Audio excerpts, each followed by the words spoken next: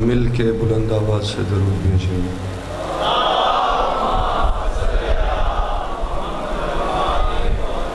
جن جن قلوب میں مودت سیدہ کائنات مجزن ہے وہ بلند آواز میں صلوات بھیجیں۔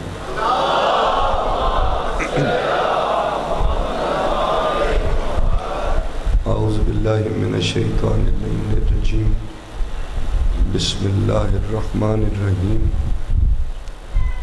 الحمد للہ الذی لا یبلغ مدحتہ القائلون ولا یحصی نعماءہ العادون ولا یؤتی حقہ المجتہدون، الذی لیس لصفتہ حد محدود ولا نعت موجود ولا اجل ممدود ولا وقت معدود، الذی ارسل رسولہ بالہدی ودین الحق لیظہرہ علی الدین کلہ ولو کرہ المشرکون۔ اما بعد، الصلاۃ والسلام والتحیۃ والاکرام علی اشرف الانبیاء والمرسلین خاتم النبیین رحمۃ للعالمین وعلى آلہ الطیبین الطاہرین المعصومین المظلومین۔ قال اللہ تعالی فی کلامہ المجید، انما یرید اللہ لیذہب عنکم الرجس اہل البیت ویطہرکم تطہیرا۔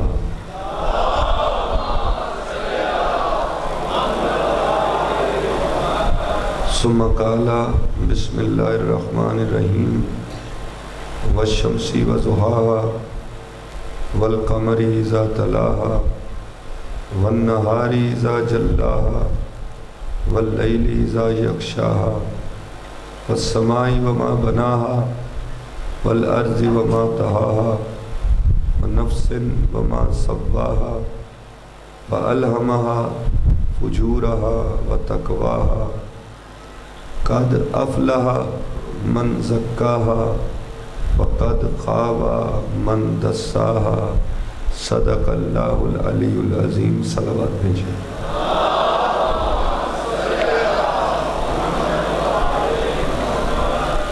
نفس و روح کے عنوان سے ہماری گفتگو کی آج 8ویں نشست ہے۔ ہم اس کے نتائج کی جانب بڑھ رہے ہیں، اور اس دوران میں ہم نے معرفت سے پہلے کی تفکر، تفقہ، شعور، وجدان، عقل، رویت کی منزلیں طے کی، معرفت پر پہنچے، اور پھر معرفت پر پہنچنے کے بعد ہم نے علم اور روح پر بھی کچھ بات کی، لیکن چونکہ موضوع اپنی ثقالت کے لحاظ سے اور ضخامت کے لحاظ سے بہت طول بھی رکھتا ہے، بہت گراں بھی ہے، اس لیے اس کو سمیٹنا ان مختصر ایام میں ممکن نہ تھا۔ جس حد تک ہو سکا کوشش کی کہ بارگاہ باب العلم سے ملنے والی خیرات، علم کی پیاس بجھانے کے لیے ان مجالس علمی میں حاضری دینے والوں تک، ان تک پہنچائی جائے۔ جب ہم نے یہ طے کر لیا کہ معرفت لازمی ہے، لیکن ساتھ ہی ہمیں یہ پہچان بھی ہو گئی کہ ضروری نہیں صرف معرفت کے مقام پر پہنچنے والا ہی ہر حال میں ہدایت پا جائے گا، بلکہ یہ ممکن ہے کہ معرفت رکھنے کے باوجود، پہچاننے کے باوجود زیادہ حق سے ہٹ جائے، کیونکہ اللہ کے رسول علیہ السلام نے فرمایا کہ ہر حق کی بھی ایک حقیقت ہوتی ہے، اور جو حقیقت حق تک نہ پہنچ پائے وہ معرفت حق کا حق ادا نہیں کر پاتا۔ اور حقیقت ہی کو جاننا، اسی کو علم کہتے ہیں۔ اگر صرف معرفت ہی کافی ہوتی تو پھر تو اِنَّا خَلَقْنَاكُم مِّن ذَكَرٍ وَأُنثَىٰ وَجَعَلْنَاكُمْ شُعُوبًا وَقَبَائِلَ لِتَعَارَفُوا، ہم نے تمہیں ایک مرد اور ایک عورت سے پیدا کیا، وَجَعَلْنَاكُمْ شُعُوبًا وَقَبَائِلَ، اور ہم ہی نے تمہارے درمیان برادری اور قبیلے بنائے، لِتَعَارَفُوا، تاکہ تعارف ہو، پہچان ہو، معرفت ہو۔ یہ برادری اور قبیلے اللہ نے اس لیے بنائے کہ برادریوں کی پہچان ہو، قبیلوں کی پہچان ہو، تو پھر لازم ہے کہ امت کو پہچان ہونی چاہیے،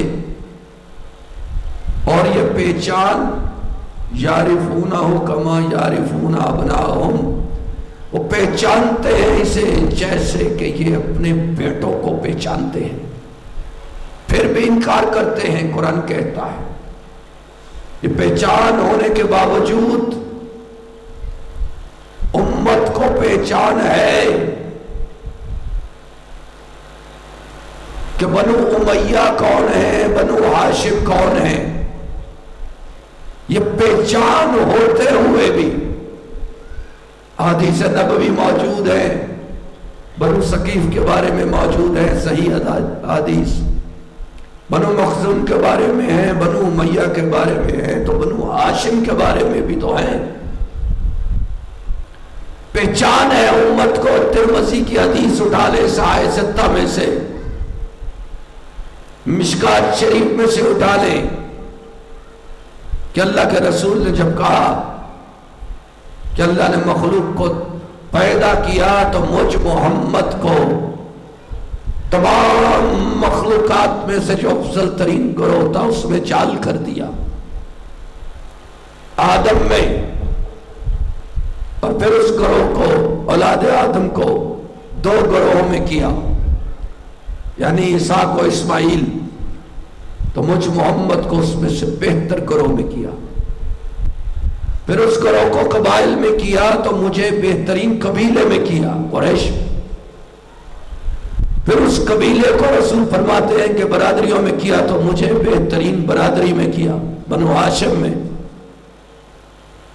اور پھر یہاں رکے نہیں رسول بلکہ فرمایا کہ فَأَنَا خَيْرُهُمْ نَفْسًا وَخَيْرُهُمْ بَيْتًا، صرف قبیلہ برادری نہیں بلکہ میں ذات کے لحاظ سے ان سب سے بہتر ہوں، میں بیت کے لحاظ سے، گھرانے کے لحاظ سے سب سے بہتر ہوں۔ پہچان ہو چکی تھی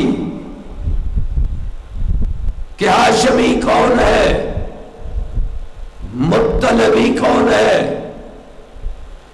اولاد ہاشم کیا ہے، اولاد عبد المطلب کیا ہے۔ امت کو پہچان ہو بھی تو بھی گمراہی کا رستہ کھلا ہے۔ کیوں؟ اس لیے کہ علم سے دور ہے، اور علم کی منزل پر کیوں نہیں پہنچ سکے؟ اس لیے کہ قلوب عشق سے خالی ہیں، نفوس تزکیے کے بغیر ہیں۔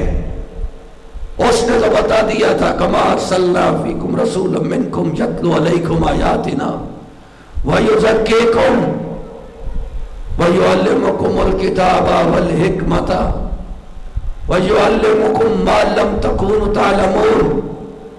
وہ جو تم میں رسول بھیجا وہ تم پر آیتوں کی تلاوت کرتا ہے، تمہارے نفوس کا تزکیہ کرتا ہے، اس کے بعد الکتاب کی حکمت کی تعلیم دیتا ہے، اور اس کے بعد وہ منزل آتی ہے وَيُعَلِّمُكُم مَّا لَمْ تَكُونُوا تَعْلَمُونَ، وہ علم جسے تم نہیں جانتے وہ جانتا ہے.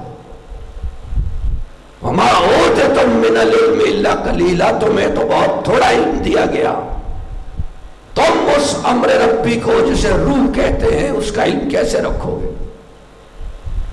تم تو وہ ہو جنہوں نے شہر علم کے دروازے پر کبھی دستک نہیں دی. جو دروازے پر دستک نہ دے، علم کے شہر میں داخل نہ ہو، اس کی روح علم کہاں سے حاصل کرے گی؟ اسی لیے جس کی روح علم لیتی نہیں تھی بلکہ جو روح کا علم رکھتا تھا، وہ جس وقت یہ جملہ کہہ چکا تھا کہ آج حق اپنی جگہ پر آ گیا، یہ جملہ کہنے کے بعد منبر پر بیٹھ کر وہ کہتا تھا سلونی سلونی قبل ان تفعلونی، پوچھ لو مجھ علی سے اس سے پہلے کہ مجھے کھو دو. کیونکہ وہ جانتا تھا کہ جو روح سامنے بیٹھی ہے ان میں سے اکثریت وہ ہے کہ جو مجھ علی سے میرے معیار کا سوال بھی نہیں پوچھ سکتی ہے. اور یہ تو بہت بات کی منزل ہے، یہ تو تب کی بات ہے جب حق اپنے مقام پر آیا تھا. اس سے بہت پہلے ایک وہ وقت تھا جب مدینہ سے باہر جا کر ایک پرانے کنویں میں منہ رکھ کر اس کنویں سے گفتگو کیا کرتے تھے. ایک آیا پوچھنے والا کہ یا علی یہ کیا بات ہوئی کہ کنویں میں منہ کر کے باتیں کیا کرتے ہو؟ کہا اس لیے کہ علی کی باتیں انسانوں کا معدہ ہضم نہیں کر سکتا ہے، اس وجہ سے کنویں کو سناتا ہوں کہ یہ میرے راز کو راز رکھے گا، یہ میری بات کو ہضم کر سکے گا. یہ علم کا مقام ہے جہاں انسان دکھائی نہیں دیتا ایسا جو ہضم کر سکے، کیونکہ روحوں کا علم رکھتے ہیں، روحوں کا علم رکھتے ہیں. تبھی تو رسول نے کہا تھا، ایک مرتبہ بھی ملاقات نہیں ہوئی تھی لیکن مدینے میں بیٹھ کر کہہ دیا تھا کہ اویس کرنی کی دعا سے میری 1/3 امت بخشی جائے گی، جاؤ اویس کو میرا کرتا پہنا دو. تبھی تو خواب میں آ کے کہا تھا کہ میرا عاشق اویس میری قبر کی زیارت کے لیے آنا چاہتا ہے، اسے روکو، کیونکہ اگر وہ میری قبر تک پہنچ گیا تو مجھ محمد کو اپنی قبر سے اٹھ کر اس کا استقبال کرنا پڑے گا. یہ مقام عشقی تو تھا کہ سلمان فارسی نے کہا کہ مجھے تمہاری ضرورت نہیں ہے، میں شہر کے کتوں سے بھی شہر کی حفاظت کا کام لے لوں گا. یہ وہ روحوں کا علم رکھنے والے ہوتے ہیں. یہ وہ روحوں کا علم بھی تھا کہ 10,000 کا لشکر، سینکڑوں سردار اپنی جگہ پر تھے، لیکن اللہ کے رسول نے حبشی غلام کو بلا کر کعبے کی چھت پہ چڑھا دیا کہ کعبے کی چھت پہ کھڑا ہو کر آذان دینا تیرا ہی مستحق ہے، تو ہی اس کا سزاوار ہے، یہ کام تو کرے گا. یہ روحوں کا علم تھا، وہ علم نہیں، وہ روح نہیں جو علم حاصل کرتے ہیں.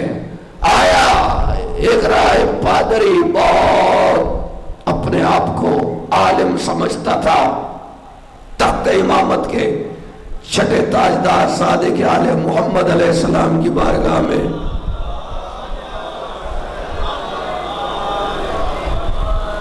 کہنے لگا میں مناظرہ کرنے آیا ہوں، قرآن سے انجیل سے تم پر دلیلیں قائم کروں گا. فرمایا میں نہیں تجھ سے میرا شہزادہ 7ویں تاجدار یہ بات کرے گا. دیکھ کے بچپن کے 7ویں تاجدار کی جانب دیکھ کے مسکرا کے کہتا ہے شہزادے کو مخاطب کر کے کہ تو بات کرے گا میرے سے. 7ویں تاجدار نے فرمایا کہ تو بول، کیا کہتا ہے؟ کہنے لگا کہ میں نے انجیل سے دلیل دینی ہے۔ بچپن کے 7ویں تاجدار نے کہا تو چاہے توریت سے دے چاہے زبور سے دے۔ حیران ہو کے کہنے لگا کہ تمہیں توریت زبور کے بارے میں پتہ ہے؟ فرمایا کہ صرف پتہ نہیں ہے بلکہ ہم اسی لہجے میں پڑھتے ہیں جس لہجے میں وہ پڑھتے تھے جن پر نازل ہوئی تھی۔ یہ وہ ہے جو جن کی روح علم لیتی نہیں ہے بلکہ جو روح کا علم رکھتے ہیں، روح علم لیتی ہیں۔ وہ مقام تو مقام حکمت ہے، اس کے بارے میں کہا ہوا یعلمکم الکتاب والحکمت۔ تزکیہ کی عشق کی منزل سے گزر کر کتاب کا علم لو، عشق سے گزر کر کتاب کا علم لوگے تو حکمت کے دانائی کے مقام پر پہنچو گے۔ اسی لیے تو فرمایا اللہ کے حبیب نے کہ صمت حکم، خاموشی میں حکمت ہے، دانائی ہے۔ یا رسول اللہ کیوں؟ کہا کوئی جاہل بول رہا ہو تو اس کے سامنے خاموش ہو جانا اس سے بڑی حکمت اور کوئی نہیں۔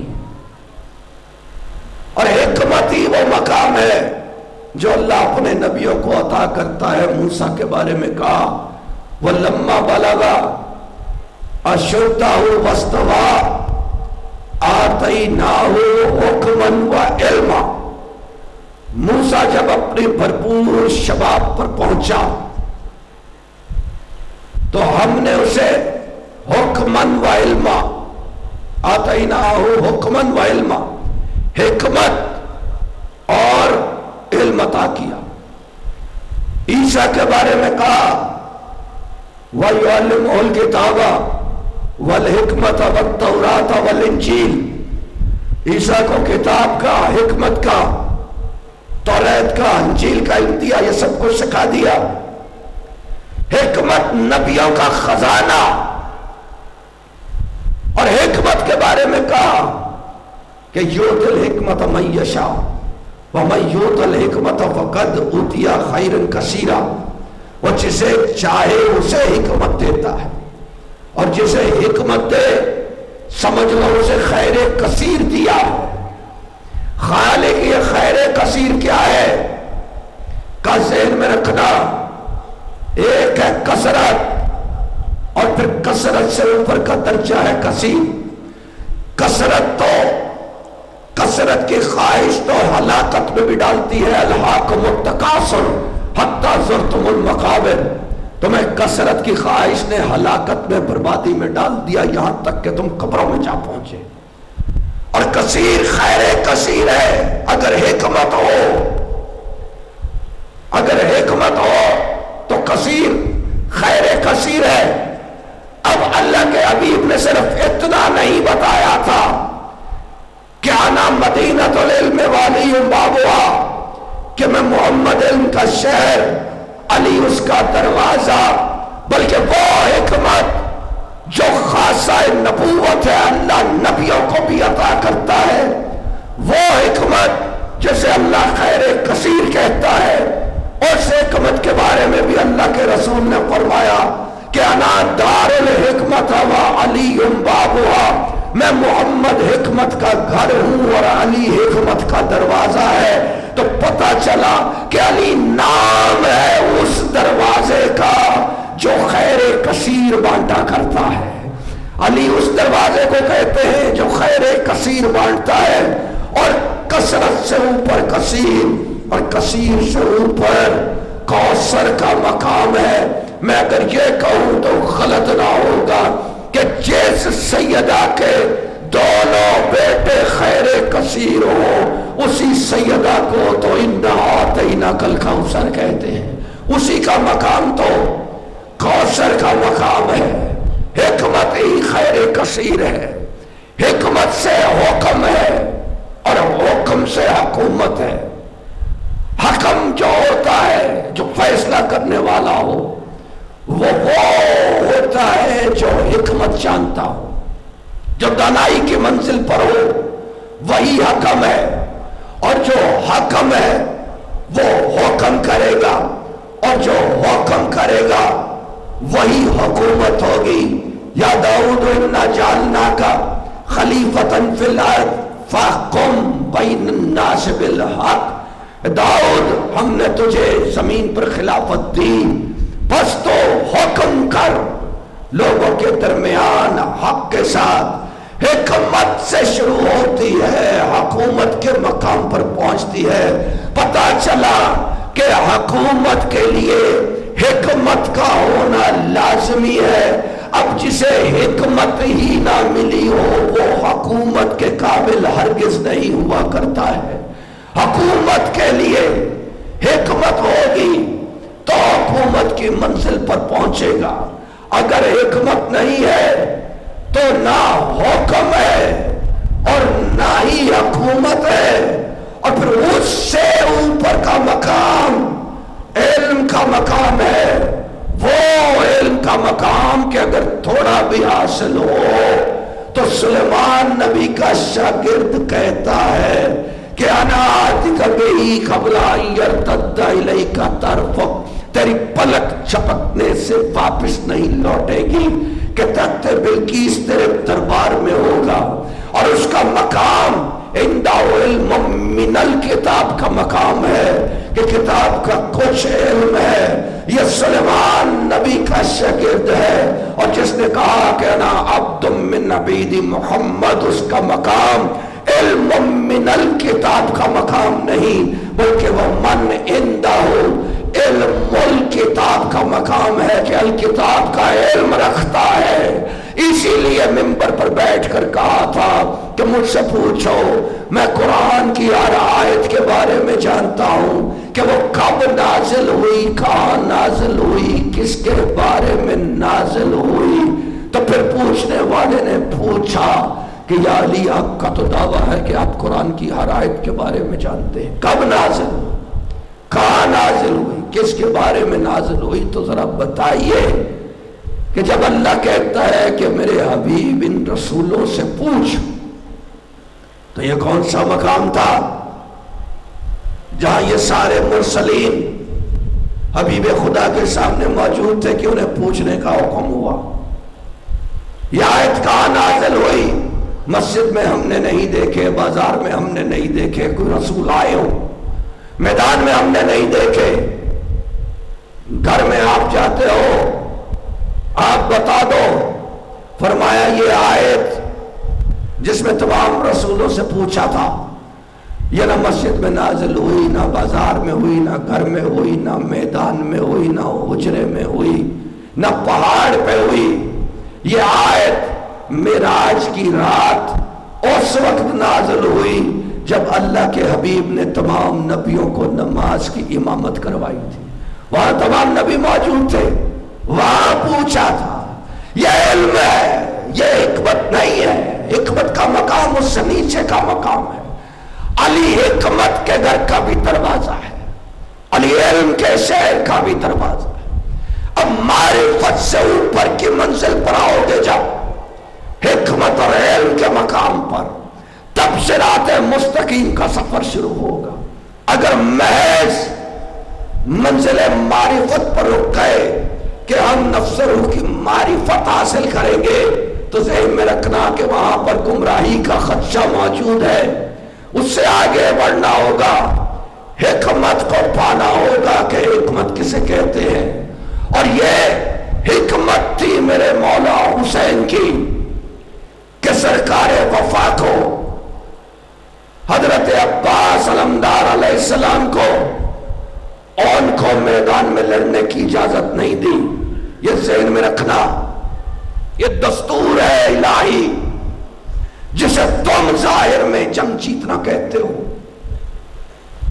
یہ تمہاری نگاہیں ہوتی ہیں معرفت کی، شاید تم پہچان کر کہہ دیتے ہو فلاں جیت گیا، فلاں جیت گیا۔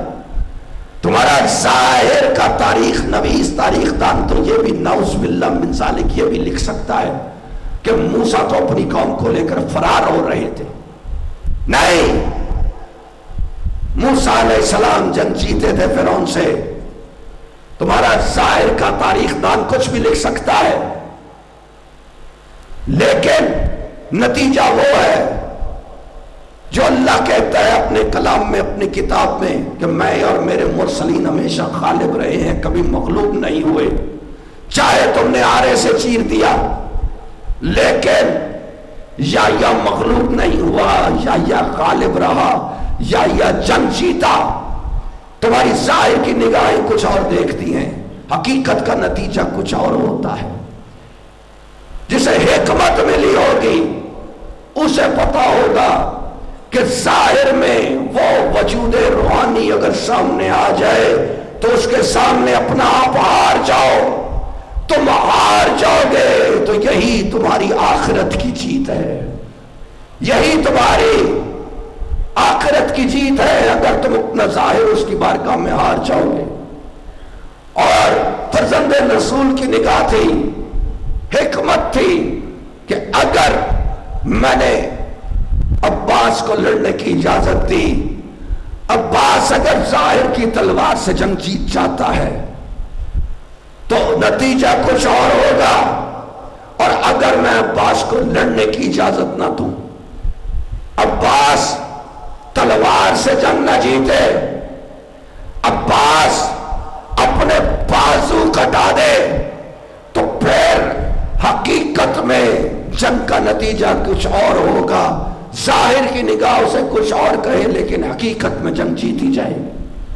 اور سرکار وفا کو بھی معلوم تھا کہ جب وہ وجود روحانی جو نور محمد کا کی کڑی ہے، اس کی فراست ہے، اس کی شباہت ہے، جب وہ سامنے ہو تو پھر اپنے ظاہر کو، اپنے باطن کو، اپنے اندر کو، اپنے باہر کو، اپنے اول کو، اپنے آخر کو، پھر اس کے سامنے اس کی بارگاہ میں ہار دو تاکہ تم آخرت میں جیتو۔ تمہاری آخرت کی جیت یقینی ہے اگر اپنا آپ اس کی بارگاہ میں ہار جاؤ گے۔ اور یہ تربیت سرکار وفا کے خون میں شامل تھی۔ علی کو تو علی کی شجاعت کا وارث چاہیے تھا جو علی کو ملا تھا، اور حقیقتاً ایسا تھا کہ جس وقت نقاب اوڑھ کے صفین میں نکلے تھے سرکار وفا، صفوں کی صفیں پلٹ دی تھی، لوگ یہی سمجھ رہے تھے کہ حیدر کرار آ گیا ہے۔ یہ تو بعد میں پتا چلا کہ یہ تو علی کا علی بیٹا تھا۔ کیوں؟ اس لیے کہ میرے مولا نے کہا تھا اپنے بھائی عقیل سے کہ آپ نسب ناموں کے ماہر ہیں عرب کے، یہ حسن و حسین یہ دونوں تو فرزند رسول ہیں، مجھ علی کو علی کی شجاعت کا وارث چاہیے، مجھے اپنی شجاعت کا وارث چاہیے۔ بھیا عقیل میرے لیے کسی وفادار بہادر قبیلے سے رشتہ ڈھونڈیے۔ جناب عقیل گئے ہیں، مدینہ سے باہر نکلے ہیں، کچھ فاصلے پر بنو کلاب نے پڑاؤ ڈال رکھا تھا۔ جناب عقیل آئے ہیں، ان کے پڑاؤ میں عرب کا مشہور وفاداری اور بہادری جمع مردی کے لحاظ سے قبیلہ آئے، قبیلے کے سردار کے پاس 3 دن اس نے دعوت کی ہے۔ 3 دن مہمان نوازی کرنے کے بعد پوچھا ہے کہ حضرت کیسے آنا ہوا؟ فرمایا کہ جانتے ہو نا علی ابن ابی طالب کو؟ کہنے لگا ہاں، کون نہیں جانتا انہیں، رسول کا بھائی، رسول کا داماد، رسول کا ولی۔ کہ تمہارے قبیلے میں سے علی ابن ابی طالب کے لیے رشتہ چاہیے۔ یہ سننا تھا کہ جناب حکیم اٹھ کے کھڑے ہو گئے، کھڑے ہو کر چونک کر کہا کس کے لیے رشتہ چاہیے؟ کہا علی ابن ابی طالب کے لیے۔ جھوم کے ایک مرتبہ کہتا ہے پھر سے نام لو، رشتہ کس کے لیے چاہیے؟ کہا علی ابن ابی طالب کے لیے۔ تو کہا قبیلے سے کیوں تلاش کرنا ہے؟ سردار کی بیٹی موجود ہے، سردار کے گھر جانی ہے، جاؤ میری طرف سے ہاں سمجھو۔ جناب عقیل کہنے لگے تم لوگوں کو ابھی تک دین کا صحیح علم نہیں ہے۔ کہا کیوں؟ کہا بچی سے پوچھنا لازمی ہے، بچی ہاں کرے گی تو میں اسے ہاں سمجھوں گا تو عقد ہوگا۔ جاؤ پہلے جا کر بچی سے تو دریافت کرو۔ آئے اندر، بچی کی ماں سے کہا کہ بی بی وہ جو رسول کا داماد ہے نا وہ ہمارا داماد بننا چاہتا ہے، میری بیٹی سے تو پوچھ جا کر۔ اب جب یہ کہا تو ماں آئی، آ کر بیٹی کے پاس بیٹھی، پیار کیا اور پیار کر کے کہا کہ بیٹی وہ جو ہمارے رسول کا داماد ہے وہ ہمارا داماد بننا چاہتا ہے، تیرے بابا نے مجھے بھیجا ہے کہ تجھ سے پوچھوں کہ تو راضی ہے کہ نہیں ہے۔ یہ سن کر اس خاتون کی، اس بچے کی آنکھوں میں آنسو آئے اور ماں کی طرف دیکھ کے کہتی ہے کہ اماں رات میں نے خواب میں ایک انتہائی معظمہ خاتون کو دیکھا جو مجھے کہہ رہی ہے کہ تو میرے بچے کی ماں بننے والی ہے، اماں مجھے قبول ہے۔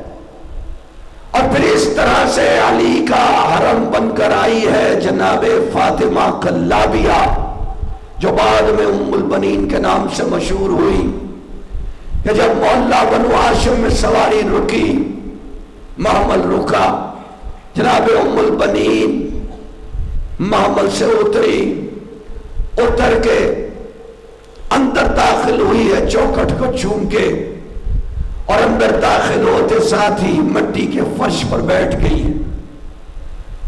آقا زادیہ دوڑ کے آئی ہے اور آ کے کہا اماں کیا کر رہی ہو، مٹی پر کیوں بیٹھ گئی؟ جھٹ سے کہا کہ زہرا کی بیٹیوں مجھے ماں نہ کہو، میں تو تمہاری کنیز بن کر آئی، میں تو تمہارے برتن دھونے کے لیے آئی، میں تو حسن و حسین کے نالین صاف کرنے آئی ہوں، مجھے ماں کہہ کر نہ بولو۔ یہ عقیدہ، یہ ایمان لے کر آئی تھی ام البنین علی کے گھر میں، اور اس عقیدے اور اس ایمان نے جنم دیا تھا سرکار وفا کو، باب الحوائج کو، علمدار کو۔ ابھی 5 سال کا تھا سرکار وفا کہ ایک روز ثانی زہرا سلام اللہ علیہ کے طرف سے ذرا دیر سے آیا۔ ماں نے پوچھا عباس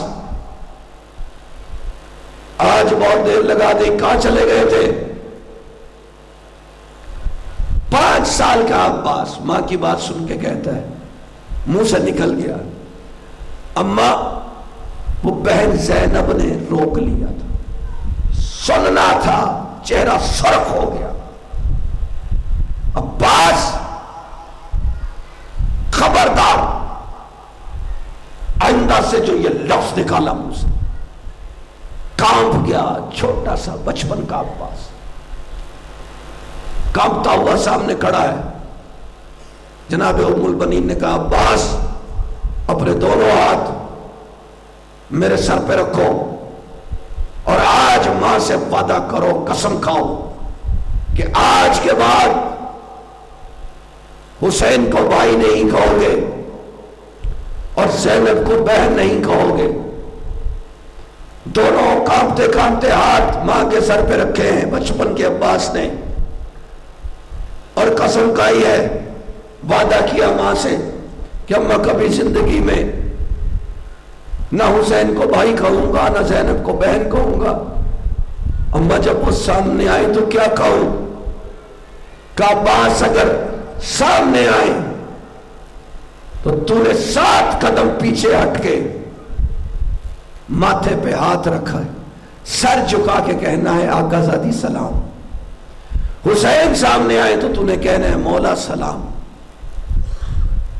نہ زینب تیری بہن ہے نہ حسین تیرا بھائی ہے، اگلے روز جناب فضا آئی، بچپن کے عباس کو لے گئی. جیسے ہی اندر داخل ہوا حجرے میں، مسحری پہ ثانی زہرا سلام اللہ علیہ بیٹھی ہیں. حجرے میں داخل ہوتے ساتھ ہی دروازے سے اندر آ کر بچپن کا سرکار وفا 7 قدم دور کھڑا ہو کر سر کو جھکا کے چھوٹے چھوٹے ہاتھ پیشانی پہ رکھ کے کہتا ہے آقا زادی سلام ہو. چونک اٹھی ثانی زہرا کا عباس کیا کہہ رہا ہے؟ پھر سے جھک کے کہا، ایک قدم اور پیچھے ہٹ کے، آقا زادی سلام ہو.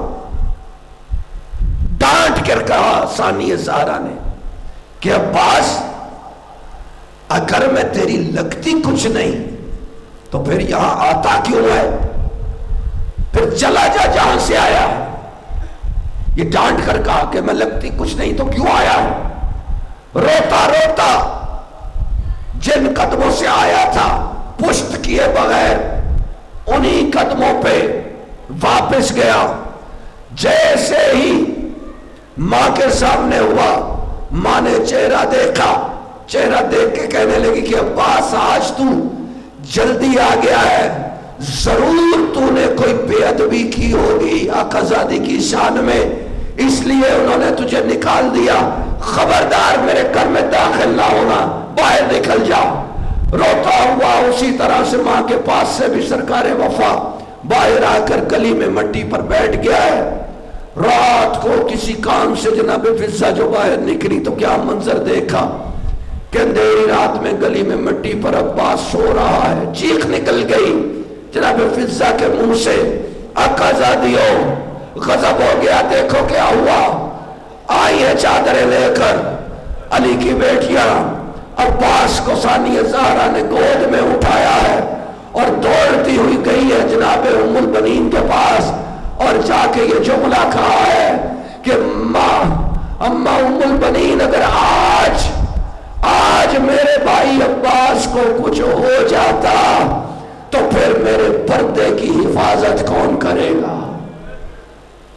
یہ وہ بات تھی جس پہ کہا تھا ثانی زہرا نے شب عاشور میں کہ بیویوں گھبراتی کیوں ہو، میں زینب ضمانت دیتی ہوں، میرا بھائی عباس موجود ہے. اور پھر اگلے روز عصر سے پہلے کہہ دیا کہ بیویوں جو میں نے تمہیں کل رات ضمانت دی تھی نا، وہ میں اپنی ضمانت واپس لیتی ہوں، میرا بھائی عباس مارا گیا. یہی تو وجہ تھی کہ سید سجاد آپ جس وقت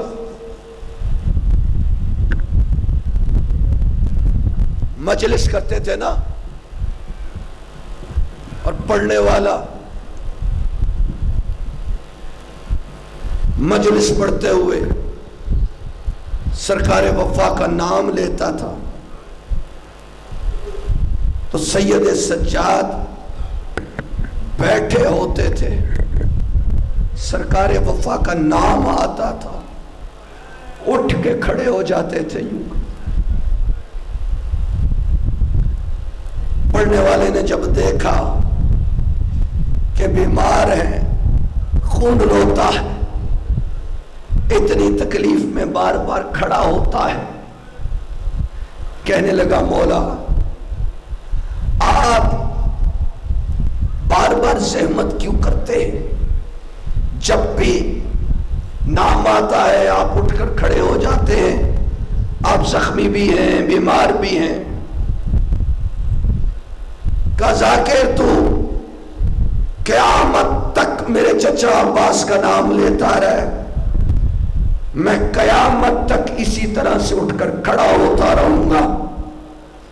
کہنے لگا آخر ایسا کیا احسان ہے ان کا کہ آپ قیامت تک ان کا نام آنے پر کھڑے ہوتے رہیں گے، سلام پیش کرتے رہیں گے؟ تو سید سجاد رو کے کہتے ہیں کہ میرے چچا عباس کا کیا اس سے کم کوئی احسان ہو سکتا تھا کہ 10ویں کی رات تک علی کی بیٹیوں کو خوف کوئی نہیں تھا.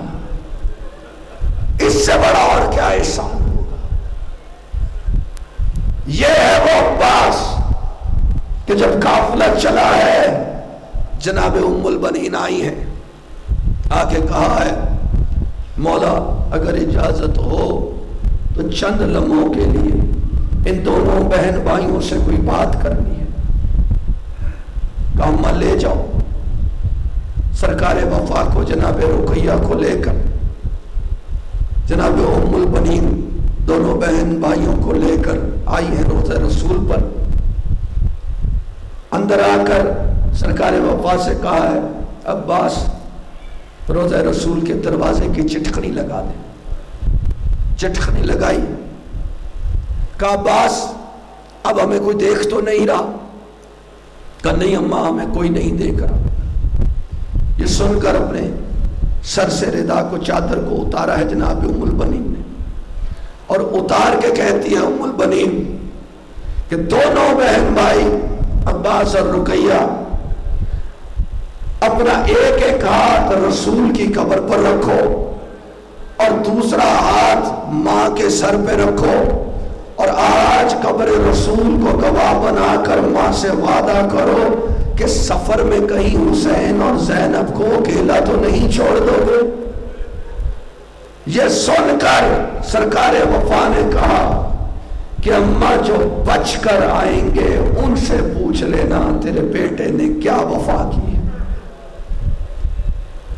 اور یہ جملہ سچ کر کے دکھایا. اس وقت جب خیمے میں آیا تو زوجہ نے گھبرا کے کہا یہ کیا کر رہا ہے صبح سے, کیوں کیا ہوا. کہ نہیں دیکھا جاتا مجھ سے صبح سے لے کر اب تک 14 مرتبہ میرے مولا حسین کی 4 سال کی شہزادی تیرے خیمے کا چکر لگا کر پانی مانگ چکی ہے. میں نہیں دیکھ سکتی کہ تیرے ہوتے ہوئے آقا زادی پانی مانگ رہی ہو. ابھی دونوں میں یہ بات ہو رہی ہے کہ شہزادی خیمے میں داخل ہوئی, چھوٹے سے ہاتھوں میں پانی کا کٹورا ہے. آ کے کہتی ہے چچا عباس میں سکینہ اپنے لیے پانی نہیں مانگ رہی, میرا بھائی اصغر پیاس سے مر جائے گا, اگر ہو سکے تو کہیں سے تھوڑا سا 2 گھونٹ پانی لا. کہا خزادی اپنے بابا سے اجازت تو لے دے, پانی میں عباس لا دیتا ہوں. کہا چچا عباس اجازت میں لے کے دیتی ہوں. آئی ہے اجازت ہوئی ہے. سرکار وفا نے بھی کہا مولا حل من رخصتی, مولا ہے اجازت. کہا بھیا عباس تو میری فوج کا علمدار ہے. یہ سن کے سرکار وفا کہتے ہیں مولا وہ فوج ہی کہاں رہی جس کا میں علمدار تھا. کہا بھیا عباس پانی لینے جا رہا ہے, لڑنے نہیں جا رہا. نیزہ لے کر جا, رستہ بنا, پانی لے, واپس آ.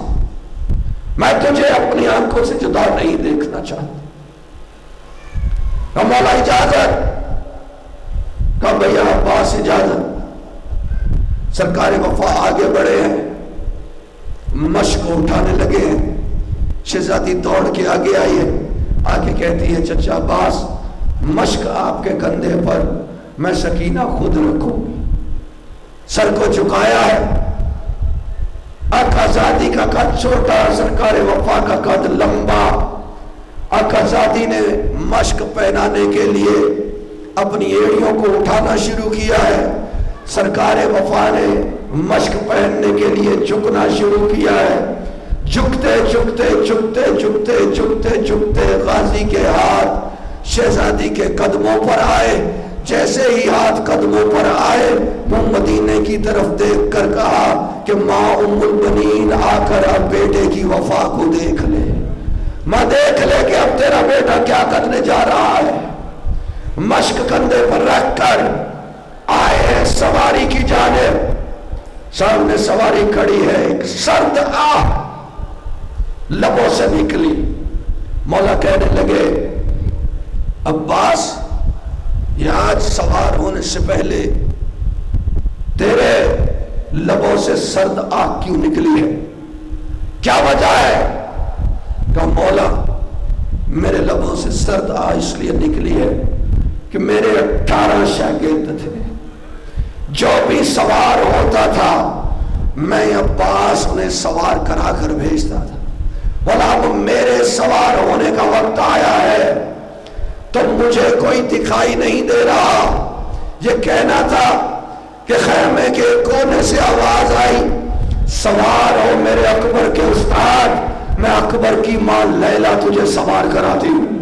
دوسرے کونے سے آواز آئی، سوار ہو میرے قاسم کے استاد، میں قاسم کی ماں فروا تجھے سوار کراتی ہوں. سوار ہوا ہے غازی اور اپنے راہبار سے کہا ہے کہ میرے راہبار مجھے کسی طرح دریا کی ترائی میں پہنچا دے. علم کو سنبھالا ایک ہاتھ سے اور دوسرے ہاتھ سے نیزے کو سیدھا کیا، مشق کو کندھوں پہ رکھا ہے، دریا کی جانب بڑھنے لگے. حسین پیچھے پیچھے چل رہے ہیں. تھوڑی دیر کے بعد قدموں کی آہٹ آئی تو دیکھا کہ 4 سال کی شہزادی بھاگی چلی آ رہی ہے. مولا نے اٹھا کے گود میں لیا، کہا سکینہ تو باہر کیوں آئی ہے؟ شہزادی جھٹ سے کہتی ہے بابا میں صرف یہ پوچھنے آئی ہوں کہ چچا عباس پانی لے آئے گا، میرا بھائی اصغر پانی پی لے گا. یہ کہا تو دیکھا کہ ابو حسین خوش ہے، چپ بالکل. پھر کہا بابا اتنا تو بتاؤ، میرا چچا عباس پانی لے آئے گا، میرا بھائی اصغر پانی پی لے گا. حسین پھر خاموش. شہزادی پھر پوچھتی ہے بابا میرا چچا عباس پانی لے آئے گا، میرا بھائی اصغر پانی پی لے گا. جب تیسری مرتبہ کہا تو حسین یکدم شہزادی کے چہرے کو سامنے کر کے کہتے ہیں کہ سکینہ ضد کرتی ہے تو سن، واپس میرا بھی نہیں آتا، بچتا تیرا بھی نہیں ہے. بیٹھ گئے ایک ٹیلے پر، عباس کو دیکھ رہے. غازی کی آمد تھی کہ فرات کا گھاٹ خالی ہو گیا. غازی کا چہرہ دیکھ کر صفیں الٹ گئی. راہوار بھی دریا کی ترائی میں، سوار بھی دریا کی ترائی میں. راہوار کو بھی پانی کی ٹھنڈک محسوس ہوئی، سوار کو بھی پانی کی ٹھنڈک محسوس ہوئی. نہ راہوار نے پانی پیا نہ سوار نے پانی پیا. ایک چلو میں پانی لے کر سرکار وفا نے فوج اشقیاء کو دکھایا، واپس دریا میں پھینک دیا. ابھی میرا مولا حسین پیاسا ہے، ابھی میری آقا زادی پیاسی ہے. مشق کو کندھے سے اتارا، دہانہ کھولا، پانی سے بھرا، مشق کا دہانہ بند کیا اور کندھے پہ مشق کو رکھ کے اپنے راہوار سے کہا میرے راہوار مجھے جلدی سے کسی طرح سکینہ تک پہنچا دے. اب نکلے ہیں جو مشق لے کر. پچھلے ساتھ ملعون نے دیکھا کہ ابھی پیاسا تھا، اسے دیکھ کر گھاٹ خالی ہو گیا. اگر مشق خیموں میں پہنچ گئی تو پھر پانی پینے کے بعد حسین اور عباس دونوں مل کر نہ جانے کیا کچھ کر ڈالیں. حکم دیا چاروں طرف سے عباس کو گھیر کر اس پر حملہ کر دو. چاروں طرف سے حملہ ہوا ہے. کہیں سے نیزے آ رہے ہیں، کہیں سے تیر آ رہے ہیں، کہیں سے پتھر آ رہے ہیں. سرکار وفا کہہ رہے ہیں اپنے اسب با وفا سے مجھے آقا زادی تک پہنچا دے.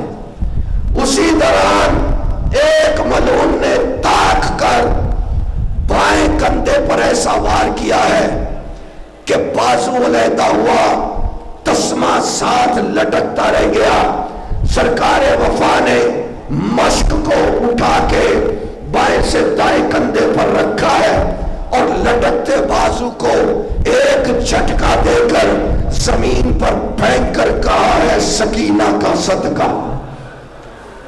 علم کو اپنے گھٹنوں میں لے کر یوں اس طرح سے سنبھالا ہے اور اس پہ باوفا رہبر سے کہا ہے مجھے خیموں تک پہنچا. اسی دوران ایک اور ملعون نے تاک کے دائیں بازو پر ایسا وار کیا کہ بازو یک لخت جدا ہوا. بھاگتے گھوڑے سے بازو کو دیکھ کر غازی کہتا ہے علی اصغر کی خیرات. مشق کو دانتوں میں لیا ہے اور دانتوں میں لے کر اپنے سامنے رکھ کر مشق کو غازی مشق کے اوپر جھک گیا ہے. غازی کے جسم سے سارا خون بہہ جائے غازی کا پرواہ نہیں ہے، لیکن مشق کسی طرح سے خیموں میں پہنچ جائے. علم ڈگمگا رہا ہے، گھٹنوں میں لے رکھا ہے اور سوار اپنی سواری سے کہہ رہا ہے کہ مجھے خیموں میں پہنچا. اب اس دوران ایک ہی وقت میں دو کام اکٹھے ہوئے. پہلا یہ ہوا کہ ایک جانب سے کچھ تیر آئے، غازی تو تیروں کو اپنی پشت پر لے رہا تھا. ایک جانب سے کچھ تیر آئے اور وہ تیر آ کر مشق میں پیوست ہوئے. پانی بہنا شروع ہوا.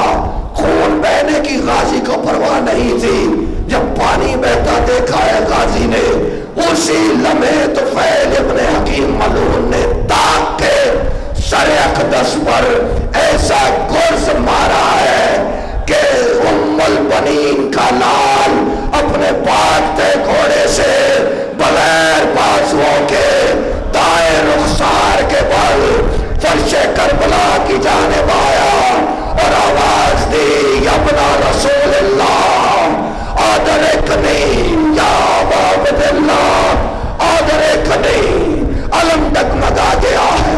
ام البنین کا لال فرش کربلا پر آیا ہے، لیکن جانتے ہو کہ یہ کائنات کا واحد سوار ہے جو بھاگتے گھوڑے سے اس جانب جس جانب سواری جا رہی ہے اس جانب سین سے زمین پر نہیں آیا، بلکہ جہاں آخری ضرب لگی ہے اس مقام سے پیچھے کی جانب دریا کی جانب اور 15 قدم دریا کی جانب جا کر سین سے زمین پر آیا. کیوں؟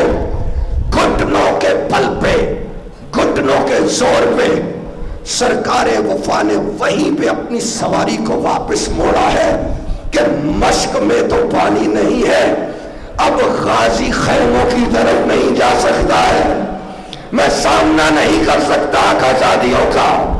واپس فرات کی جانب آیا ہے. پھر زین سے زمین پر آئے. اب جو حسین نے آواز سنی، علم کو ڈگمگاتے دیکھا، میرے مولا اٹھے ہیں، کمر کو پکڑا ہے اور پھر اٹھتے بیٹھتے میرے مولا جب پہنچے ہیں غازی کے پاس تو علی کا، علی بیٹا، علی کی شجاعت کا وارث فرش کربلا پر تڑپ رہا ہے. مولا نے سرکار وفا کا سر اپنی گود میں رکھا. حسین کی خوشبو عباس نے پالی. مولا کہنے لگے بھیا عباس میں حسین ہوں، آنکھیں کھولو. کہا مولا میں اس وقت تک آنکھیں نہیں کھولوں گا، پہلے مجھے یہ بتائیں کہ کہیں آپ کے ساتھ میری آقا زادی سکینہ تو نہیں آئی ہوئی ہے. مولا میں آقا زادی کا سامنا نہیں کر سکتا، مولا میں آنکھیں نہیں کھولوں گا. کہا نہیں بھیا عباس میں حسین اکیلا ہوں، آنکھیں کھولو. کہا مولا پھر ایک زحمت کیجئے، میرے بازو نہیں ہیں، مولا ایک مرتبہ میری آنکھوں سے مٹی اور خون کو صاف کر دیجئے جو کربلا کی لگی ہے. مولا حسین نے اپنی ابا کے دامن سے سرکار وفا کے آنکھوں سے مٹی خون کو صاف کیا ہے، چہرے کو صاف کیا. جیسے ہی آنکھوں کو صاف کیا تو کیا دیکھا مولا حسین نے، امام علی مقام نے، کہ علی کا لال حسین کی گود میں آنسو بہا رہا ہے. کہا عباس تو علی کا علی بیٹا ہے، آج میدان میں زمین پہ آیا، تیری آنکھوں میں آنسو کیسے؟ رو کے کہتا ہے سرکار وفا مولا میری آنکھوں میں آنسو اس لیے ہے کہ ابھی میں زین سے زمین پہ آیا ہوں، مولا میرا سر آپ کی گود میں ہے، مولا ابھی کچھ ہی دیر کے بعد آپ بھی زین سے زمین پہ ہوں گے، مولا آپ کا سر کس کی گود میں ہوگا؟ کہا بھیا عباس مجھ حسین کی فکر نہ کرو، میرے سرانے میرے نانا رسول اللہ ہوں گے، میرے بابا حیدر کرار ہوں گے، میری ماں زہرا ہوگی، بھیا عباس کو خواہش ہے تو بتاؤ۔ کہا مولا ایک خواہش ہے، مولا میری لاش کو خیموں میں لے کر نہیں جانا، مولا میں آقازادیوں کا سامنا نہیں کر سکتا ہوں، مولا سید سجاد کو وصیت کر دینا ادھر دریا کے کنارے دفن کر کے لکھ دے کہ پیاسوں کا سکہ جو پیاسا مارا گیا۔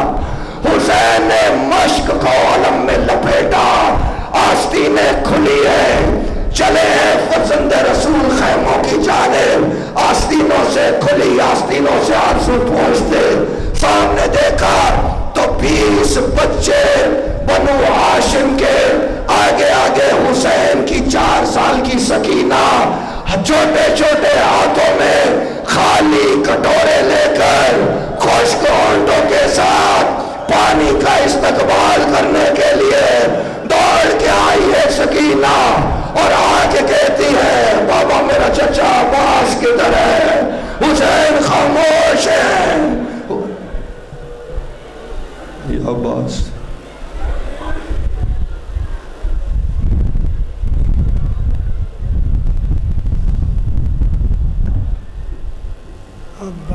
عباس کے لاش پائے شبیر پکارے، اٹھو